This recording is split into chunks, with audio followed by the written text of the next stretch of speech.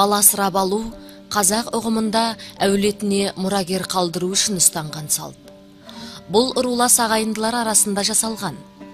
Атымызды өшірмейік, түтінімізді үзбейік деген қағидамен іске асқан. Өз кіндігінен перзент болмаған ерлі зайыптылар ақсақалдардың ризалығымен бала асырап алуға ниеттенеді. Келісімге келген туысы баланы шаңырағына әкеліп берген.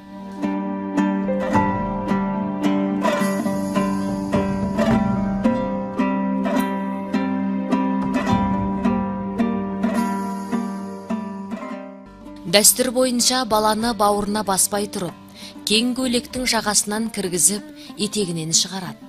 Бұл ишара сол әйелдің ішінен шықты деген ұғым. Сосын сәбиді әйелдің екі аяғының арасынан өткізіп, өз туған перзенттің өз етегіңнен шықты деп ырымдап берген. Артынан тағы да ұлды қызды балғындар ерсін, май құйрық болсын деп жақсылыққа жорыған. Егерде асырап алғаны қыз бала болса, тоқпан жілік, ал ұл бала болса, асық жілік ұстатқан. Үлкендердің сөзіне қарсы келмей, салтты сыйлап, ағайынның болашағы үшін бауыр еті баласын қиып берген жастарға үй егесі алғысын жаудырған.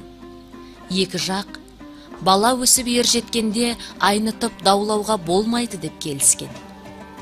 Бала асырап алған кезде оны бөтенсітпей, ағайынның баласын бөлектемей, бауырына емірене басқан.